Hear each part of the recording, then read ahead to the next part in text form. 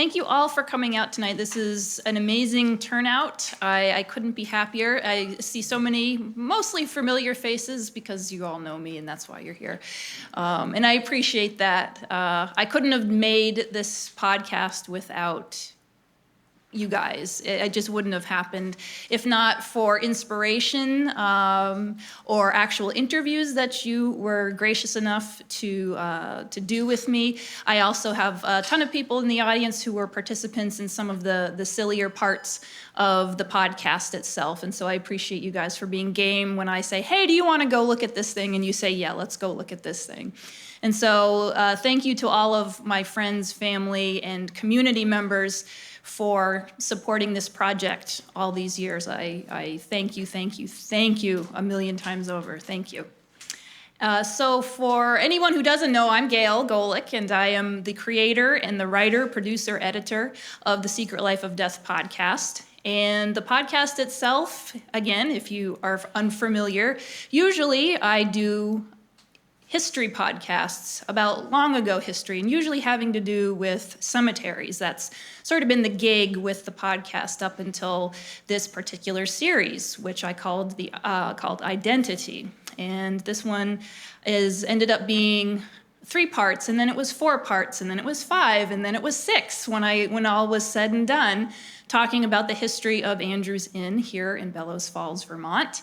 And again, some of you may have listened to the first 5 episodes, which are out, which you can either find on my website, The Secret Life of Death podcast, or if you have another podcast platform you like, you can find it on there too. But a little synopsis of the first 5 episodes, they take you through the history of not only the inn itself, but also the town of Bellows Falls. As I was doing the research into this, Bellows Falls kind of became another character in this. And so I thought it was really going to be useful to learn more about Bellows Falls, to understand the how, where, when, and why of the 1970s and 80s of this town, how this amazing gay bar got to be established and flourish for the time that it was here. And so that's what the podcast walks you through. And so tonight what we're doing is we have the 6th episode, which hasn't been released yet, and that's the conclusion, essentially, of what we've learned so far in podcast land, if you will. And that takes us into the modern era. So we started in the 70s, went into the 80s throughout all the first 5 episodes. Today we're going to explore the modern times, explore the legacy of Andrews Inn. And so that's where we're going to pick up on the podcast right now. And so for the next 45 minutes, just be prepared to have your mind blown. So, and after that's done, we'll do a Q&A. If anybody has any comments or questions, anything, I'll get back up here and we can talk. And this is a really open, safe environment. Anybody who has anything they'd like to share, please feel free. Or if you don't want to, not a problem either. We'll do the raffle after all is said and done. And again, there'll be snacks, drinks, and things like that if you care to partake. Bathrooms are down that little hallway there with the small sliding door. If anybody needs it at any point, you're not gonna, this is taped, so you're not gonna interrupt anybody, performing at that. So if you need to go ahead. And I think cell phones, if you haven't already, please mute them and enjoy.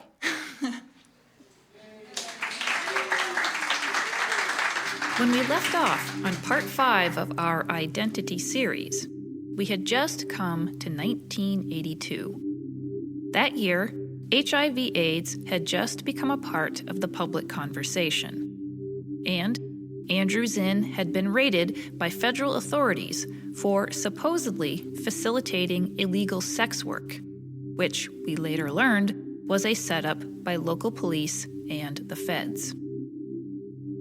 The combination of those 2 things resulted in a reduction in the clientele for the inn, and as a result, a dropping revenue stream. The inn limped along before finally closing its doors for good in April of 1984. And for 40 years, no one really talked all that much about Andrews Inn. But its history and legacy hovered in the local consciousness, So, all these years later, and we're just beginning to reflect on that legacy and appreciate Andrews Inn's influence on the local community in general and the LGBTQ+ community in particular. It's only now that we've begun to hold space for the full story here and fill in the gaps for that story and for so many others. Finally, allowing us to answer the question we've been asking for the past 100 years in Bellows Falls. Who are we in this town?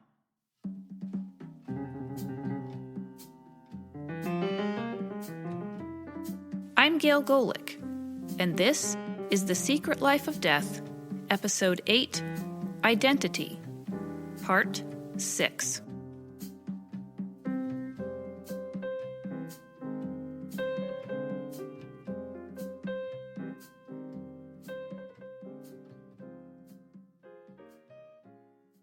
So I don't know, do we want to... Would you read it to us? Or do you want us to read it? Yeah. Take turns reading. Yeah. I also find it interesting. Naked. Okay. Oh, Yep. hello. Some naked.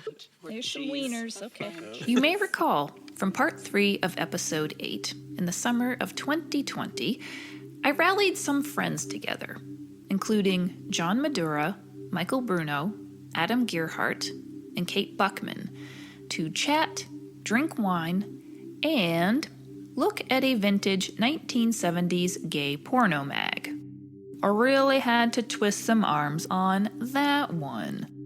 And beyond the joy of being communal country perverts... It's so funny. It's called... What's the tagline? Just lifestyle for men? The National Magazine About Men. About men. Which is so, it's true. Okay. It's technically like men's true. Health. Yeah. Illustrative. Oh, look at that. Is that the Elks Lodge? Or the Messiah They show Temple? Bellows Falls. That looks familiar. That is Bellows Falls. The magazine, Blue Boy, was actually legitimate research material. But isn't it always? Okay, I'll stop that now. Blue Boy, being the equivalent of a gay Playboy, had good articles. And in the April 1979 issue, they did a piece about Andrews Inn and how Bellows Falls just might be a nice, affordable, accepting place for gay people to live. I was hoping it would be fun to read the article for the first time with the gang. And it was. Hi. Gold diggers. Oh, there's stuff popping out all over the place. A turtleneck with no pants. It's a bold statement. You gotta get coverage somewhere. Go up the neck, So take when the he's pants working off. on his motorcycle. It also has something that a New England town forefathers probably didn't plan for. A lot of gay people. Hallelujah. With a permanent population of about 3,800, one would expect Bellows... But while reading that article together, I was hoping to capture some of their reflections and experiences on living in Bellows Falls today as out gay men, all of whom had moved here from elsewhere. That's not including me or Kate, we're local gals. After the hilarity of reading the ads for mesh pants subsided, we had a very interesting conversation about being out and living in Bellows Falls today. The order of speaking in this part of the conversation is Michael Bruno, me, John Madura, Kate Buckman, and then Adam Gearhart. I do feel like the Andrews Inn has kind of shaped the community as far as acceptance goes. I mean, just talking to people who've grown up here, they grew up with that being part of the town, and I mean, gay people weren't really an outside thing, so it's really interesting. So maybe for the generation after that, like, just even had the idea of gay people being part of a community, not just one here, one there, and they kind of... It wasn't an abstract concept for people in the area. I mean, when I was starting to come here almost 15 years ago, I was kind of welcomed by people letting me know that they're okay with it. So I think the Andrews Inn did have a portion or part to do with that. And for me, I'm glad that there were trailblazers because that was certainly not me. But I think it's interesting that, like, I didn't know that Andrews Inn existed at all. I mean, admittedly, when it was a thing, I was like, what, 4? But at the same time, I think you're probably right about it shaped the community in general a little bit. Yeah. Yeah, But the it's people funny growing that, up like, during that we're time. not that far from Bellows Falls here, and I had no Yeah. idea. And I asked my mom, and she was like, I've never heard of it. And I think that's interesting too, where even if you don't know specifically, but you know, just the ripple effects of, you know, just the type of people, like, first, the type of area that it was to begin with, that people like came here and did it and felt comfortable. But then, you know, just because we're all so connected, whether like, you know, your next door neighbor or the people doors down, you know them through someone. And like, if you have this experience with someone and you think, oh no, they're fine people, and it's like those values carry on, right? And so whether you were directly tied to it, you were probably like the area was influenced true. by And it. it's also hard to be anonymous with such a small population. Yeah, sure. It's not like you just disappear into, you know, an alley in a city. You kind of have to see everybody the next day. Literally on the street. Yeah. Thing. Yeah, I that's a sign of a can't child. imagine a world where I couldn't have that attitude, Yeah. and I would be a very bitter, angry person if There there were wasn't a lot. some level mean- of acceptance, because it's hard enough, even with a large circle of friends and a fairly accepting community, because everywhere you go, you travel outside of your little bubble, and, you know, it might as well be 1840 in some places. But you guys all sort of feel like moving to Bellows Falls was made somewhat easier by having had that community there before you. Yeah. It seems like think it's so. all built on that over time. I mean, if you look at some of the people who moved here earlier and did stuff in town, there are connections to the Andrews Inn.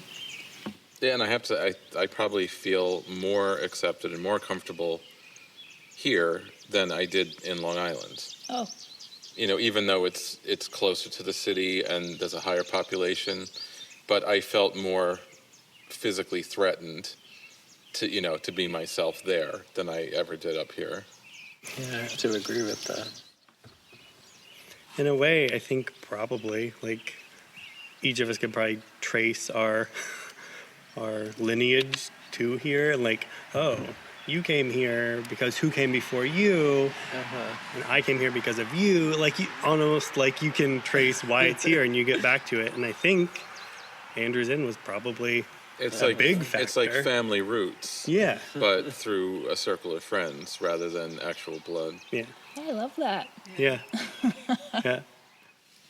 That is interesting, though. I guess I never really thought about tracing the lineage of how people ended up here and who came before them. And I'm still amazed that I ended up moving to Bellows Falls and didn't know any So of you this. really didn't? No. No? Really? I didn't either. Just that, you know, I had a few friends that, you know, were family and told me it was, you know, a fairly safe area, but So it really does I had no have idea the history. a legacy outside of just this area as I mean, I don't know. It just seemed very inviting, I guess, when you talk to people. But do you even know? Like, so I mean, you were passing through. I don't know how I ended up But here. did Matt, like, was he like? We had no Why connection here? here. No Yeah? connection. Not even Zero him? connection. We pulled off to get gas once, and we got like a real estate magazine out of a gas station or something. And just going around the downtown, seeing stuff that was going on. They were redoing the Exner Block sidewalks and stuff, and the rundown historic buildings and everything are kind of really intrigued me. But then again, just talking about, you know, how one thing leads to another. I mean, seeing those renovations, I know a lot of them had to do with Robert McBride, and I know he had a connection to the Andrews Inn. And then also, I mean, I had no plans on moving here originally, but the neighbors were so inviting, and I mean, I was afraid originally the first time to let them know, but obviously anybody who talks to me will know. And they're like, oh, well, you know, aren't you sad you can't be with your partner this weekend or whatever? And I mean, they stretched out, and I mean, so many of the neighbors went out of their way to make me feel comfortable. So, I don't know. On Atkinson Street? On Atkinson Street, yeah. Yeah, and then I only found out about the town because of you, because we were You were neighbors in New visiting. York. And, you know, I had contemplated Vermont because I just loved the scenery, but I knew nothing about any of the areas or what there would be for me job-wise or anything. I just found it appealing. Yeah. Wow. I don't know. But yeah, I guess. There must be something I about never really just, thought like, about that, a but like every vibe. little thing kind of builds on Yeah. itself. Every little thing does build on itself. And Michael would know.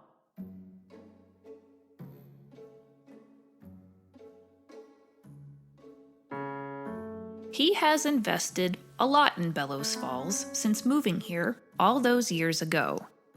He owns the Windham Antique Center in the downtown square. And along with a number of independent shops and businesses, there's a jewelry store, a flower shop, a couple of cafes, a coffee roaster, a couple of bookstores, a paper conservator, a gym, a hardware and outdoor goods store, the Opera House, which operates as a movie theater and performance space, a free live music venue, a number of bars, a pizza place, an independent radio station, several clothing stores, and an artists' co-op. The downtown continues to build off of the revitalization projects that were started in the 1970s with the town's Bicentennial Committee, and later with the Rockingham Arts and Museum Project, or RAMP, which renovated another large building in the downtown and rents affordable studio spaces to artists and craftspeople. As for the Hotel Windham building, well, other than its 3 shop spaces, the building was more or less vacant until 2005, when it was purchased by the Windham Development Group. They undertook extensive renovations, making the building more energy efficient and code compliant. And then, bringing our story full circle, they opened Popolo in 2012, a nice sit-down restaurant in the same space that housed Andrews Inn. Once again, helping to light up the downtown. And in another full circle moment. Hello. Hi, how are you? Good, how are you? I'm good, thank you. Ooh. In 2018. Wow, you guys have been busy. Yeah. 36 Wow. years after couple Tom Herman and Jeremy Yost closed Andrews Inn, another sit-down restaurant, co-owned and run by a couple, opened here in the downtown. Hi, my name is Alain Martinez. I am co-owner of Windham Bellows Falls. Yeah, and my name's Remy Walker. I'm also co-owner of Wonderbar.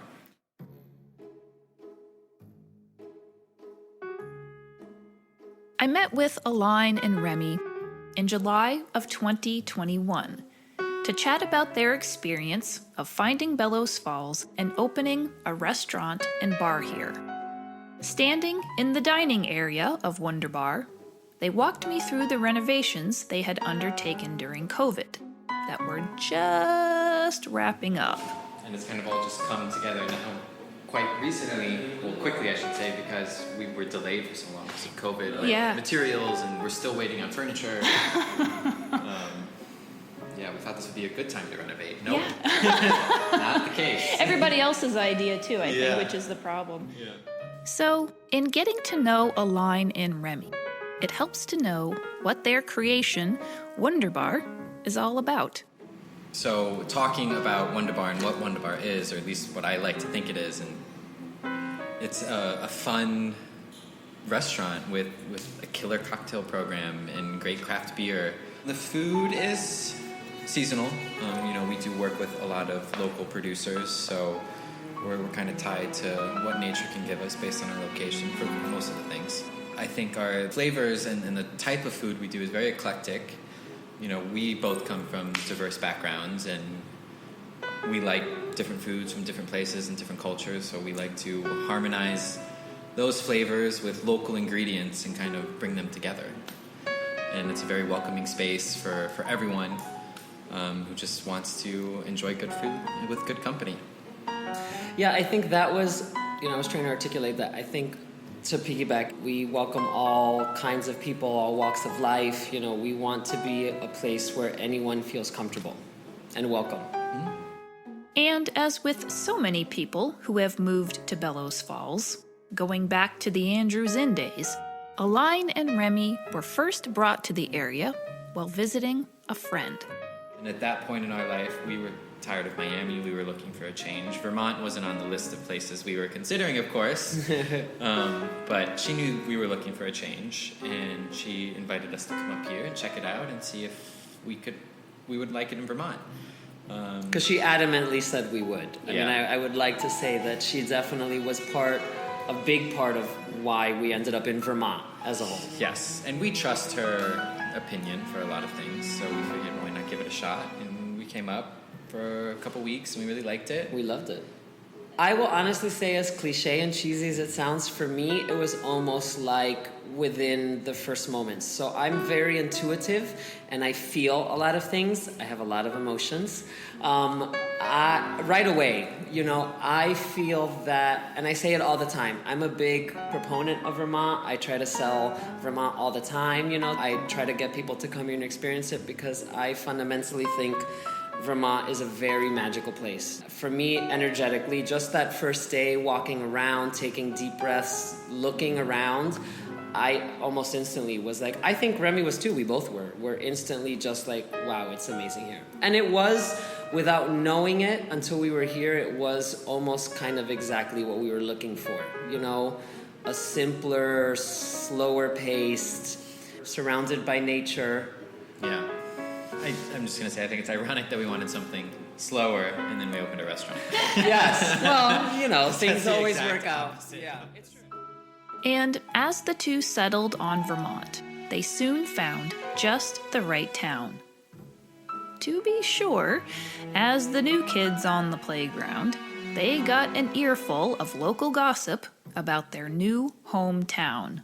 It was really interesting how things played out because, we made that decision, in all honesty, not knowing much of the history of Bellows Falls.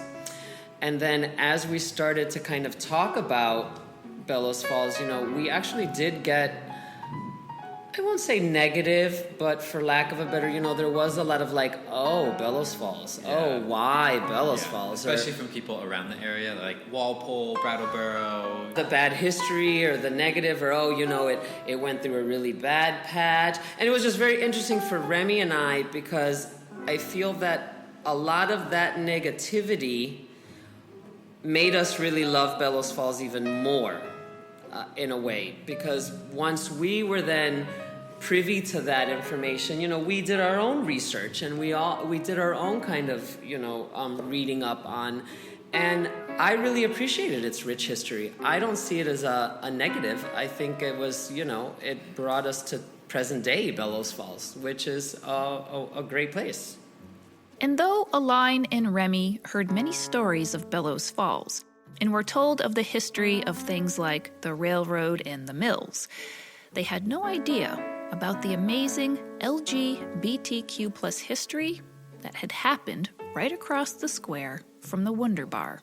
We found that out after already having bought the building and being in the community. Yeah. We found that out after the fact, which was yet another reason why we loved. I mean, we instantly were like, wow, how cool is that? Like, how great is that? Yeah, we almost took it as like a... Yeah, for us, it was yet another sign. Yeah. A lot of things for us in our experience happened organically and naturally. And yeah, I would agree. That was definitely one sign that was like, okay, we picking something up. We're continuing a torch. And though that torch had been passed to the next generation, the man who founded Andrews Inn as a gay bar in the 1970s, John Moises, lived long enough to see what Aline and Remy had done at Wonder Bar. We met John Moises. He came in a couple times. He was a character. Wait, who's John Moises? He would always had this big fur coat. Oh! I think it was that was beaver or John? something. Yeah. With the fabulous rings. Yeah, all the jewelry. Oh, we loved John. Yeah. Oh my God! He was living in lived in Springfield. Yeah, he passed. He did. He did pass. Recently. Yeah, that's true. He was enthusiastic fan of Windham. Every time he came in, and now that I put it, he was very much like, it's just so fabulous, and he was fabulous in his big fur. Yeah, he was great. The parallels between Andrews Inn and Wonder Bar are almost too many to count, made all the more fantastic by the fact that they seemingly came together by sheer coincidence. But there are some differences between the two restaurants, particularly when it came to their reception by the town. I will say for us, our experience from the beginning we got here, the community has really been very sweet and kind and embracing to us. Yeah. I think people really appreciate what we do and what we bring to the community, and I think people enjoy themselves here. Mm-hmm. Yeah. I think people feel safe here. A restaurant and bar providing a safe place for all people to gather in Bellows Falls, and the town being very welcoming of a business owned by an LGBTQ+ couple. There's something to be said for history repeating itself, albeit not exactly in the same way. And there's something to be said about having time to reflect on our past, taking advantage of that space to see and talk about things that perhaps we weren't ready or able to before. And difficult as it may be, it's ultimately good for us, that catharsis. And in all the years of struggle and woe, that's a lesson Bellows Falls has started to take to heart. This is the story of the Star Hotel fire, the night of December 29th, 1981, and the days following, as told by the people who were there. Bellows Falls, Vermont is a small village. In 2021, the local community television station, Fact 8 TV, produced a documentary called To Duty, the story of Terry Brown and Dana Fuller, two local firefighters who were killed in the fire at the Star Hotel. In the documentary, Fact 8 staff Mike Smith and Marty Gallagher interviewed a total of 17 people about their memories. Firefighters who were on the scene that night, as well as friends and family members of Terry Brown and Dana Fuller. Scampering around and, trying to do this and do that. And I'm sure that Terry and Dana came during this confusion and, went in and do it. In the building, they let a wall collapse. I remember that. 2021 marked the 40-year anniversary of that fire. And in addition to the documentary, funds were raised to create an official commemorative park on the site where the Star Hotel once stood. When completed, the park will not only honor the fallen men, but also inform a new generation of townspeople of what happened on that site. What Terry and Dana did was heroic, and what Steve and Brent did was heroic. And we don't want to forget that. We want to remember what did happen here in town. It was part of the town culture. There were so many people that when you say, where were you at the Star Hotel? They'll know immediately. However, there's so many people that have been born since then or have moved here since then that in a way it almost is a part of the local culture that they're not familiar with. To me, it was a story that wasn't really explained well. So part of this is not just to memorialize them, but to tell the story. As you may recall from part 3 of this series, the Star Hotel was located right next to the Hotel Windham building, where, in 1981, Andrews Inn was then operating. They had a front row seat to the fire that night, and as the scale of the fire intensified, the inn opened its doors to the exhausted firemen, provided food, coffee, and a place to sit and catch their breath. Went on forever. The Andrews Inn people were very good. This is sort of an aside to it, but they were making up coffee to take out to the firemen, and even This frightening and terribly sad thing happened right in the inn's dooryard. It was witnessed by Tom Herman, Jeremy Yost, the inn's staff and patrons, and they all helped in whatever way they could. The events of that night impacted them, and they were very much a part of the story of what happened on that December night in 1981. And some 40 years later, their memories were finally added to the legend of the Star Hotel fire. Jeremy was interviewed by the documentary crew, and he provided a number of photos he had taken of the fire, which helped document the fire's timeline and were later used in the movie. I remember I took a break and came back down, and there was Tom was out front with coffee already, with a tray serving coffee to people. And, when we had staff working, making things here, and they also could come in and the firemen could come in and just, literally get a breather. And when the documentary premiered at the Bellows Falls Opera House in September of 2021, Jeremy was invited to attend. Fully aware of the associations many in town had to him, Tom, and the inn 40 years ago, Jeremy went, not knowing what kind of reception he would get. Here's Jeremy reflecting on that experience during my interview with him and Tom. Because what I noticed when I was at the filming was that felt to me like it was a sort of second-handed attempt to ameliorate some of the black eye-ness, because how many people, and you weren't there, but how many of the firemen came up and personally thanked me. Yeah. I think I would have been in tears if I had been there with you. It was amazing. Yeah, it was amazing. It's like the first time when you said exonerated, that's the word that came to my mind. I left that place, that theater, feeling like, wow, I did not expect that.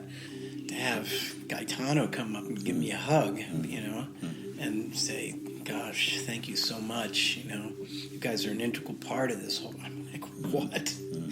How many years, decades later?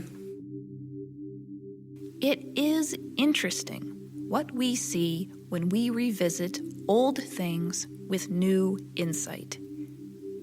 We get understanding and perspective. Perhaps see where we fell short back then and where there's a need to right an old wrong. It's rare we humans ever have the patience and humility to do the right thing the second time around. Rare, but not unheard of. Oh my goodness. Over these 6 shows, we've covered quite a bit of territory. Literally. We've hiked up a mountain, walked down Main Street, skulked around the hallways and basement bar in an old hotel. We've heard stories and relived a lot of old memories about queer costume balls, hotel party weekends, biker clubs, historical lesbians, and vintage gay porn. We've witnessed the growth, breakdown, and rebirth of an old New England mill town, posed existential questions to friends, partaken in community gossip, remembered and grieved for family members long gone. It hasn't always been a polite or comfortable conversation, but holy shit, has it been informative. I know I learned a lot. Some of it really surprised me, and some of it, sadly, did not. At the beginning of this series, I set out to tell the tale about the clash of cultures at a pivotal point in our local history. And I think this story about Andrew's Inn, the first openly gay bar and hotel in the state of Vermont, coming into its own during the gay rights movement of the 1970s and 80s, amongst the backdrop of an old-fashioned, traditional New England mill town, checked those boxes, yes? We took a deep historical dive into the stories of the LGBTQ+ and the local Bellows Falls communities, and discovered two groups of people who seemingly couldn't have been more different. Queer and straight, liberal and conservative, modern and traditional, etc. When their storylines intersected in 1973, it was a moment of transition for both groups. The LGBTQ+ community on the precipice of living a more visible, out lifestyle, and the local Bellows Falls residents trying to overcome years of stagnation and decline with a plan of recreating some of the town's past glory. Over the next 10 years, their worlds at times ran parallel, coexisting in a wary truce, at times intertwined in periods of communal danger and survival, but in the end diverged somewhat by intentional actions and unforeseeable events. Superficially, this is a story of two groups who were just so different they could never quite find a way to completely connect and forge a relationship. But as my research into this story went on, I realized that the LGBTQ+ community and the Bellows Falls town residents had more in common than would first appear. Their core motivations were actually the same. They were both searching desperately for a place to belong, to feel safe, have security and pride in their community. They weren't asking for much, only access to what they had long been denied. To have just enough for a simple life and the possibility of a stable future. These were two groups of people who had been left behind by the world. Perhaps that's what drew them together in the first place. But it wasn't enough to keep them together. The desire to fulfill our basic human needs is a thread that connects all of us. And while our needs may be the same, the way in which we go about getting those needs met often is not. Our wider, white, straight, cisgendered, patriarchal culture is fueled by this notion that there's not enough to go around, and that when times get tough and people feel threatened, rather than pull together on a plan that can benefit everyone, the reaction should be to remove competition for resources, often by laying waste to those just beneath us on the socioeconomic ladder. And we saw that happen in Bellows Falls. At the height of the town's economic uncertainty, and amid differing views on how the town should remake itself in the 1980s, pursue the traditional mill revitalization model, or shift gears and actively embrace more tourism, there was a controversial raid of sex workers at the inn. That raid played off of people's fears and assumptions about the LGBTQ+ community. It allowed them to scapegoat them for all of society's woes, and it made an example of them by showing what happens to a minority group who doesn't stay in their place. I know, those aren't nice things to hear about your town. But what's worse is that no one's ever really talked about it since it happened. Perhaps that's due to people's embarrassment, associating themselves and the town with sex and sexuality.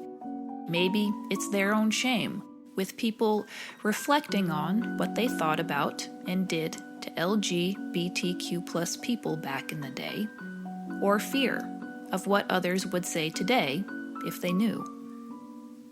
Or maybe it's about power. Maintaining control in the present by controlling the narrative of the past. Either way, here it is, 2023, only 40 years later, and hardly anyone of my generation has ever heard of Andrews Inn, even within the LGBTQ+ community. It's a reminder of how empty spaces are created and how history is lost. These kinds of things happen in all our towns, which is why we need to know our history, all of it. Doing these deep historical dives will uncover things that will sadden and disappoint us. It's understandable to be scared by what we might find when we start digging around in old stories and asking questions. But if we ever want to do things better in this world, we have to know our truth and we have to sit with it. Because avoiding these difficult feelings and ignoring uncomfortable truths does not make them go away. Unspoken things still take up space in our consciousness.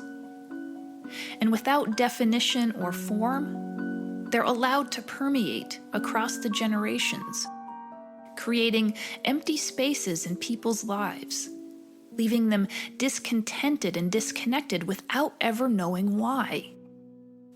Which is why having the context of our stories is so important. With the full breadth of our stories laid bare, we can, for the first time perhaps, begin to clearly see ourselves, our communities, how events affected us and how we affected them. To be able to do all of that can take a change in perspective. And to change our perspective, well, often that takes time. It's so interesting, and I don't need to sound too trite, but I'll say it, is that, I was thinking about all the different people who lived in the area, who participated, either worked for us, or were allies, or came to the inn to be part of their community and the extended community. And it really seems to me like you have a battle in this town between fear and love. Right. That simple. Yeah, it's true. Yeah, that's, if you could put the emotion on that dichotomy, I think you're absolutely right. Because they were amazing miracles. I think there was a higher force directing and steering this thing in just that. Got us in, got us to do what we did, and got us out. And got us out. Yeah. This was our world. So we brought I'm happy that we brought the values to that, to create an environment that was with the intention of having the most benefit for the most people. Okay, you're straight. There were many moments that I thought, oh my goodness, this is just, I can't tolerate it. It's too much. And there are many moments of very sweet interaction of the different worlds, and that's what I treasure. For Jeremy Yost and Tom Herman and the people of Bellows Falls, this new perspective can't change the past, but it can change hearts. He contacted me on Facebook, and I don't really even recall what I did for him, but he does, and he just reached out to thank me. We were in so many ways just pawns of these larger forces, some good, some bad, that at least that's some of what I felt. But I will always, I will sleep well at night and when I'm passing through the pearly gates, be very happy that we made a difference. I walked out of that theater. Well, for you, it must have felt like an apology of sorts. It did. And an understanding. It totally which did. I'm so glad you had. Yeah, no, it was a total apology. It was like, oh my God. And that allowed me to look at it through a lens that I hadn't really looked at it. And it's like, whoa, we kind of did something. We should all be so lucky to be able to look back on our lives and feel we've done something and made a difference. That's a nice way to end this story. But before we go, I want to go back to the question I posed at the beginning of this series. Is the story of who we think we are the same as the story of who we really are? And yeah, in the context of this show about gay culture, we can take that literally, that some are in the closet about their sexuality. But I think you've realized by now that I used this as a backdrop to ask that question more broadly. Because if we are honest, most of us hide our true selves and the truth of ourselves. The truth about the things we've inherited, the truth about the things we've done, the truth about what we've allowed ourselves to become. It's hard to admit that maybe we aren't who we thought, aren't even who we want to be, and maybe never were. Well, shit, that's bleak.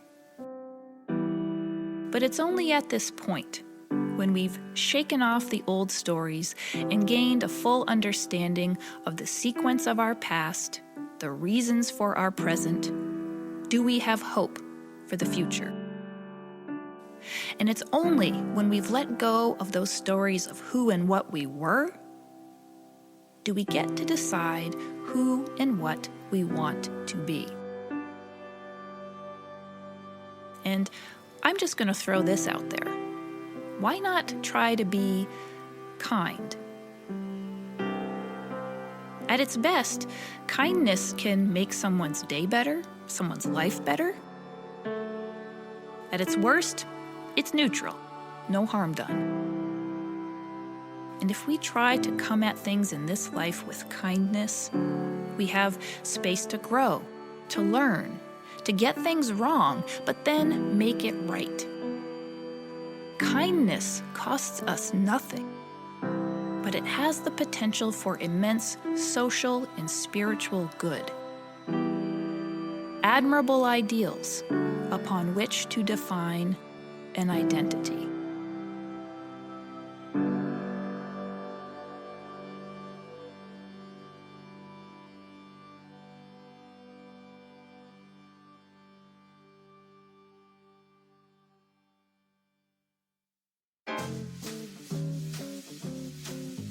Special thanks for this episode go to interviewees Michael Bruno, John Madura, Adam Gearhart, Kate Buckman, Aline Martinez, Remy Walker, Jeremy Yost, and Tom Herman.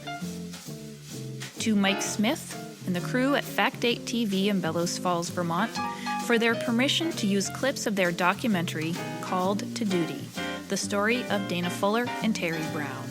If you're interested in watching the full documentary, you can find it on YouTube, Fact 8 TV, or find these links in the show notes of this episode. Transcripts are provided in the show notes on the episode page on our website, thesecretlifeofdeath.com. We'd love to hear any memories of stories from Andrews Inn from back in the day, especially from those in the BIPOC communities or any female folks. Email us at admin@thesecretlifeofdeath.com. Music provided with permission by Epidemic Sound. For more information about this podcast, weekly posts, and fun extras, find us on Instagram and Facebook at The Secret Life of Death Podcast. You can download our shows from our website or find them on any podcast platform. Please subscribe, rate the show, and tell a friend. It really helps.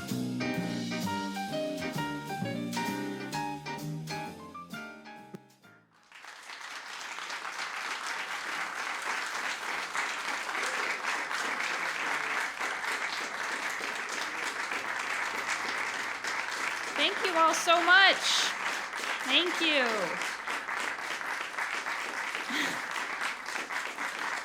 And nobody fell asleep. I think you all deserve a round of applause for that. That was good. At this point, are there any comments, any questions? We can start a dialogue about anything. If there's anything from any of the previous episodes that you had questions about, or a comment on, or yeah, feel free to jump right in there, or not. Or if you really got to go to the bathroom, yes, back in the corner there. Decide on the subject. What brought you to that? That's the subject was something I'd been thinking about this as a topic for a really long time. I'm an archaeologist and historian by training, and so usually when I'm doing my work, I'm learning about things 100, 200, 5,000 years ago, and very rarely do you get the opportunity in that line of work to actually work on a project that happened in your neighborhood. So that was something that was really exciting for me.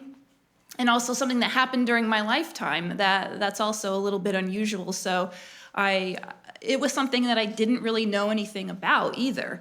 And I go through this a little bit more in the other episodes, but that's kind of the thread, a very common thread, talking to all the people that I talked to. Like, yeah, they kind of knew about the inn. They had a vague idea where it was, when it was, what happened there.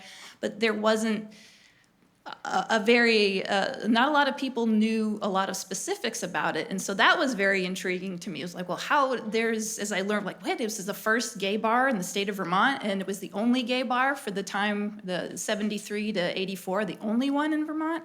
And nobody knows about this, and nobody's talking about this. There's not a book about it. There's not a movie about it.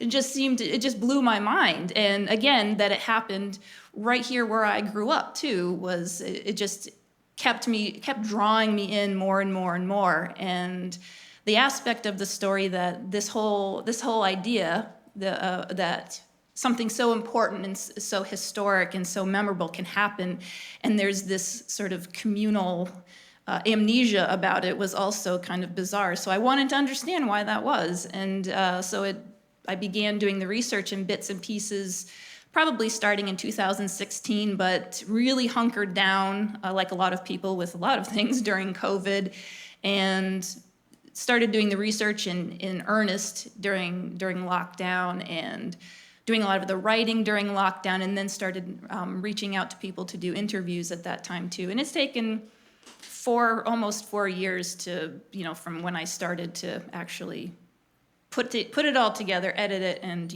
come up with the final product. So. And as I said, it started out as 3, and then it was 4, and then it's 5, and then it was 6 episodes, it just growing. And there's so much more to it. Just in the past few weeks, we've had a few events here in town for Pride Month, and I've met a few more people who used to go there, used to work there, who knew people who, used to go or work there. So there's this whole other pool of people that I would like to talk to, and find out all the other things that I haven't even heard about yet about the inn. So I hope it's going to be an ongoing project that I add to over time as more people come forward, and track them down. And if they agree to talk to me, that'd be great. Anybody else? Yes, Pat. I think it's really good to document this because, people are passing away, and we've had some people suddenly pass away we weren't expecting to pass away recently. So it's really good to get this down from a historian standpoint, to get the word out. Absolutely, and I think also that's sort of what kicked me into gear during COVID, because everything was we sort of forget now, even this, just a few, maybe a year or so out, but it's very, like, we don't know what's going to happen tomorrow. We don't know who's going to be around in a few months, in a few years. I mean, really it was to that point.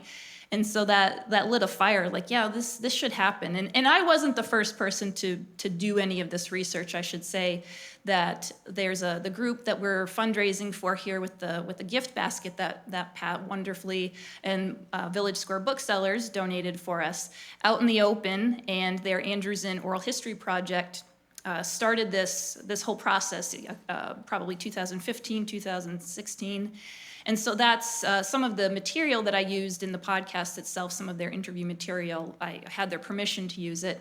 And they talked to a bunch of other people too, and for just that very reason, that it's 40 years later, and we need to get these stories, these perspectives documented the best way we can, because the COVID was something that just brought that very much into focus for me and for a lot of people to really kick it into high gear and work hard on that. Anybody? Yes. I just wanted to compliment you, Gail, on an earlier episode. Something I found tremendously moving was your extremely early childhood memory, waking up from a nap and meeting a new neighbor. Yeah. And then from there, I learned about his life. Yeah. And mourned him. It left me in tears when I learned that he died of AIDS at the age of 36. And your entry into that story was so beautiful. Oh, thank you. Moving. Thank you. What she's referring to in the 5th episode, again, we're talking, throwing around all these sorts of ideas about history and memories, and that's really what the podcast, is at the base of that, how people interact with each other and how we remember things and how we preserve things and what things become important to us and why, and who tells what stories and why. And I had really, how many of us have, when we're 3 or 4, those are probably like the earliest memories that any of us have. And there's maybe 2 or 3 things that we can remember from that early on. And one thing that I clearly remember from probably 4-ish, I got up from a nap, and a neighbor from across the street had come over because there were rainbows. It was summertime, I think maybe, and there were rainbows, and he was all excited about the rainbows. And I could hear people talking, and I went outside, and there was our neighbor, Jerry Glover, and he was talking to my mom, and my sisters maybe were there, but I was looking out, and he saw me, and he came over to the window and started talking to me, and I just have always remembered him. And I think that's probably the first and only time I ever saw him. I didn't really talk to him or anything, and he left, and, then never really thought about it much after that. And over the years, we would periodically ask questions about him. And in the neighborhood, the story, eventually we found out that Jerry, he was a gay man. He came here and moved here, had a vacation house up across the road from where I grew up. He came to the inn. He knew all about Andrews Inn and loved it. And unfortunately, he died of AIDS. He was one of the first, and I ended up talking to his sister about it. She said he was one of the first 250 people to die of AIDS. He was living in New York City at the time. And so, of course, obviously, couldn't talk to him, but I did a very long interview with his sister, Sheila. And so she revealed the details about him, who he was as a person, and I thought that would be a really nice way to bring that part of the LGBTQ plus story into my story without hitting people over the head with it, and make it a human story, because all of them are human stories. And you get to know Jerry, and you get to know all about him and see what a fantastic, handsome, vibrant young man he was. And when he passes away, she gets to that part of the story. I always cry. I can't get through it even now. However many times I've listened to it in all the edits. Yeah, you can't not cry you just can't. It's everything we know about that now, comes to bear on that story. So thank you very much for that feedback. That's actually one of my favorite parts of the whole podcast that I got to do, was to work how to work that story into the podcast itself. And to be able to to talk to people who would share memories like that with me. I have to say, I am blown away that anybody would talk to me. Not that there's anything wrong with me, but like, I'm just a schlub, and I sent her an email and like, hey, I was your brother's neighbor as a kid. You want to talk? I'm doing a podcast. You want to talk about him? And she said yes, and we talked a couple times, and it was like that pretty much with everybody that I wanted to to interview and ask questions about. Everybody said yes, without really any reservation, and I'm still amazed by that. I'm not sure what it was, but or maybe people were just ready. It's something that we don't talk a lot about nowadays, and they were ready to share it with somebody else who would put it down and get it recorded. So I don't know if that had something to do with it, but anything else? Anybody want to jump up and comment? Yes. I just wanted to say that I listened to the episodes yesterday and today, and I have an interest in the history because I know Jeremy and Tom, but everything else I learned was so beautiful and valuable, and I appreciated so much your ability to kind of hold a big question over the whole episode and kind of dive into some of the more hard issues or societal issues, but frameworks, and I just wanted to thank you. Wow, thank you for that. That was a part of the whole process that it took a long time to figure out how to do that, because I did, like I said in the beginning, Bellows Falls is a character in this story, and I think understanding the town in the 70s and 80s was going to be a crucial part of understanding how the inn happened in the 70s and 80s, of what led up to it and what happened, towards the end. And also what has happened since then, the fact that it isn't something that has, up until very recently, has been talked about and or even celebrated in the town. And there's a lot of, honestly, there's a lot of trauma in Bellows Falls, in a lot of towns like this. There's a lot of generational trauma. There's a lot of economic trauma. And again, those are aspects of our lives we don't generally talk about or try to work out. It's, it doesn't seem, a lot of that stuff isn't treated with, I think, the amount of respect that it should be. But you cannot discount the place where Bellows Falls was in the 70s, how, the mindset and just the whole aspect of what the downtown looked like, what it felt like, what it used to be. People are dealing with this idea of, we got to get back to that. We got to, that's the way, that's our salvation. That's the way we're gonna get back to the way things used to be. And of course, where have we heard that argument before and recently? Things were so much better, blah, blah, blah. And when you actually pick that argument apart, were they really that great? And who were they great for? And how long were they great for? And why were they great? Were they? And that's an aspect that definitely played out here, and it plays out everywhere. So again, it's one of those, I think one of the ideas that we use Bellows Falls in this story to talk about, but it's everywhere. You can sort of transplant that to most places and just plug in the specific details and have that same conversation or explore that idea. So it's something I've been thinking about a long time. And again, COVID obviously helped narrow that focus as well when everything else is going cuckoo crazy. Like, oh, why is it so crazy right now? Anything else? Okay, yes. So I just wanted to thank you again, Gail. So I'm a recent arrival to the area, and I'm from California, and a lot of people that I know have asked me, why did you move out here? And I've had them listen to your podcast. And they know me as a history buff. They get it. They heard your story of Bellows Falls, and they get why I moved out there. So thank you. Oh, wow, well, thank you.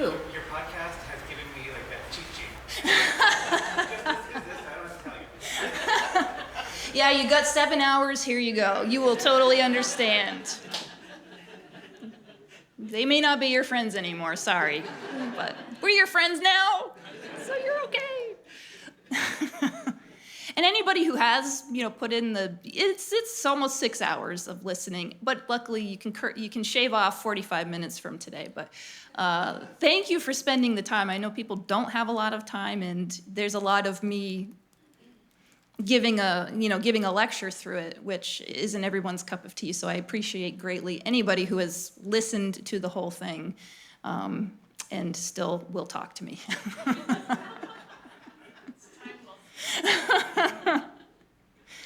All right, well, yes. Yeah, I just wanted to say, Alan and I moved here in '99, not knowing a soul.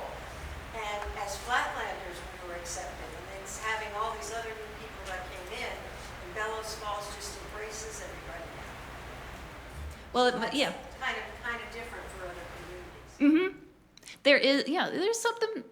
There is something special about Bellows Falls, and it's makes people, I think, when listening to Aline and Remy talk about, when they got here, like, oh, yeah, your eyes light up, you feel it, you want to be here.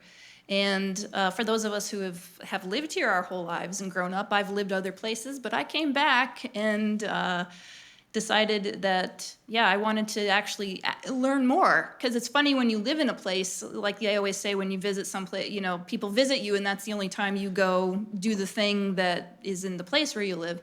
And this very similar when you grow up, I've never even bothered to learn about such and such or this or that, because it's right in front of your face the whole time. You don't even notice it. And a big part of this project was, I think, that coming at the research from that angle, because I have memories of the signs outside the building, like, with the A. Oh yeah, I do remember that. I was very little, but I remember that. And so plugging that into the context that a 4-year-old doesn't have back in 1981 makes everything that has happened since then make so much more sense. And I have a better appreciation for all of it because of that. Yes? Do you have a bigger next step or a broader vision for what might happen with this information?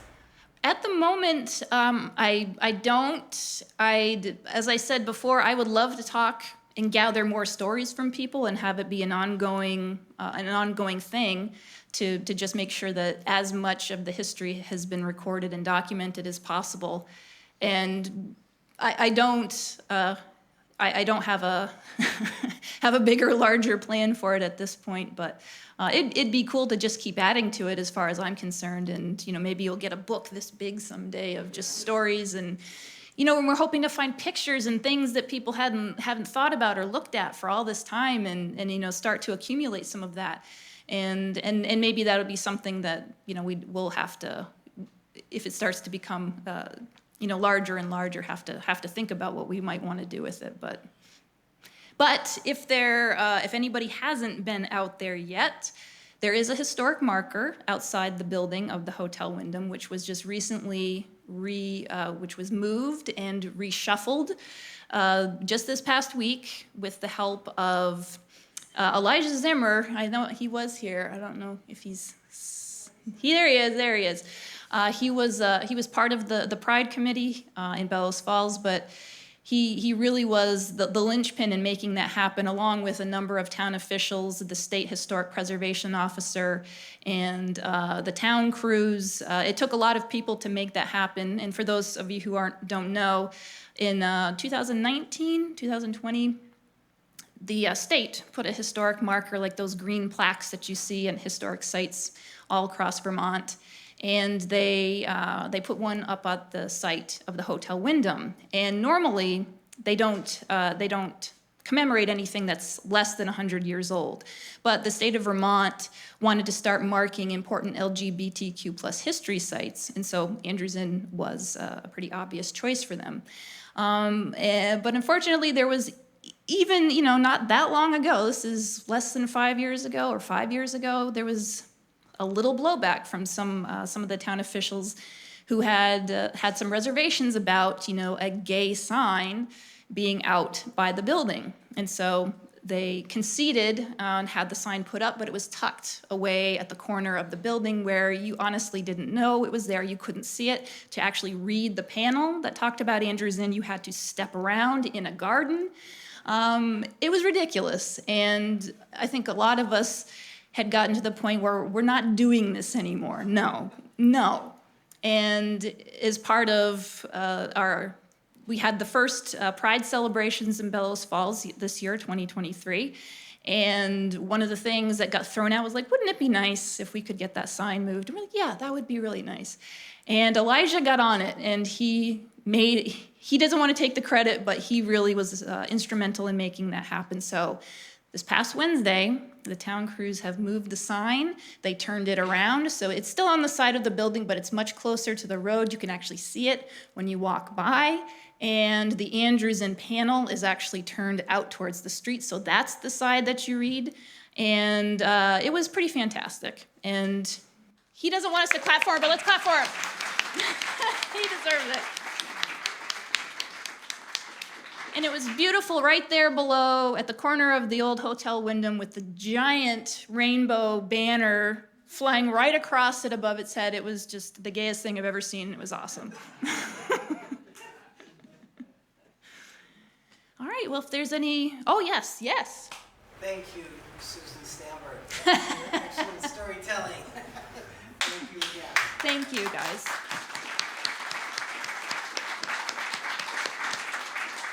And Pat, if you want to come up and pull a name, we got the raffle. Yeah, you want to throw a few bucks in, get your name in last minute for this beautiful, we got some, it's a cookie making little. I think it's a book, and then there's a little kit for cookie making, and an apron is here. There's an apron there, yeah. There's a bowl that was actually donated by Windham. Oh, thank you guys, I didn't know that.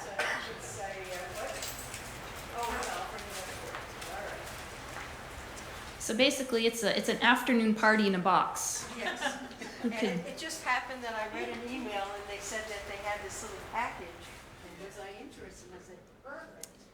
So again, Pat is from Village Square Booksellers, and this was donated by Simon & Schuster, the majority of the material in there. And yeah, it was really, really sweet and kind of them to donate it to this so that we could raise money. All the money raised for the raffle goes directly to Out in the Open, which is a social nonprofit down in Brattleboro, Vermont, that supports rural LGBTQ plus people, connects them, gets them help if they need it, and creates community for rural LGBTQ plus people. So it's a very worthy cause.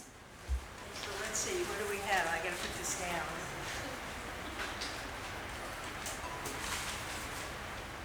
And gorgeously appointed by John Madura, I have to say. Very nice. She didn't want to do it? Did you want to pull? Sure. All right.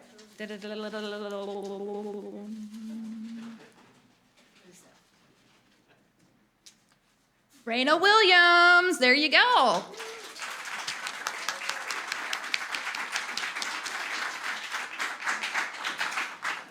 Yes, Mark said that they will be picking things up, but people are welcome to stay and chat if they'd like to. You are welcome to help yourself to some food that's still out if you got to use the bathroom.